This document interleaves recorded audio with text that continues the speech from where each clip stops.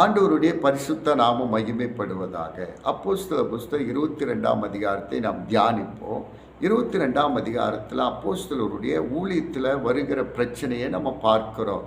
அந்த பிரச்சனைகளில் இருக்கும்போது அப்போஸ்தலர் பவுல் தன்னை குறித்து சொல்லுகிறார். நான் இந்த முந்தின வாழ்க்கை குறித்து சொல்லுகிறார்.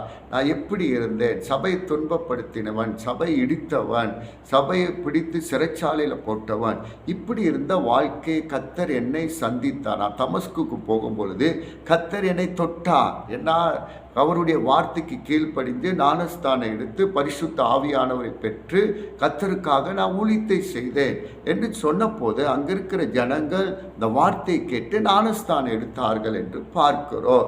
தேவ பிள்ளைகளாக இருக்கிற நாம் இந்த நாட்களில் ரட்சிக்கப்பட்ட பிள்ளைகள் நாம் எப்படி இருக்கிறோம், அது முக்கியம் அல்லவா?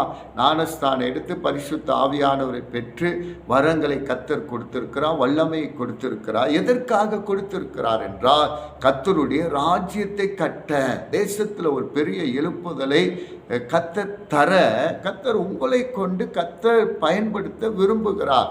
நாம் அமைதியாக இருந்தால் இந்த தேசத்தில் இருக்கிற ஜனங்கள் எப்பொழுது ரட்சிக்கப்பட முடியும்?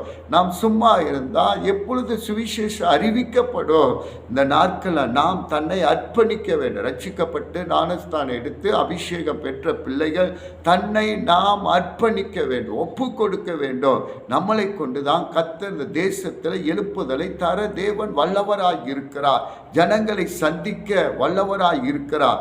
எப்பொழுது ஜனங்கள் வருவார்கள், எப்பொழுது பர்வதங்கள் கொடிமுடியில் ஸ்தாபிக்கப்பட்டு மலைகளுக்கு மேலாக உயர்த்தப்படும், எல்லா ஜனங்களும் ஓடி வருவார்கள். எப்பொழுது ஓடி வருவார்கள்?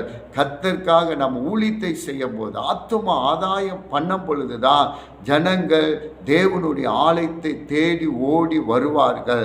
நாம் அர்ப்பணிப்போம், ஒப்பு கொடுப்போம். ஒவ்வொரு விசுவாசிகளும் கர்த்தருக்காக ஊழியத்தை செய்ய ஒப்பு கொடுக்கும் பொழுதுதான் இந்த தேசம் சந்திக்கப்படும். இந்த தேசத்தில் இருக்கிற இருள் மாறும், அந்தகாரம் மாறும்.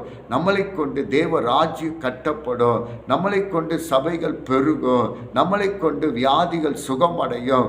நம்மளை கொண்டு அற்புத அடையாளங்களை கர்த்தர் செய்ய வல்லவராய் இருக்கிறார். நாம் அர்ப்பணிப்போம், தேவ ராஜ்யத்தை கட்டுவோம். கர்த்தர் நம்மளை கொண்டு பெரிதான காரியங்களை செய்ய வல்லவராய் இருக்கிறார். God bless you.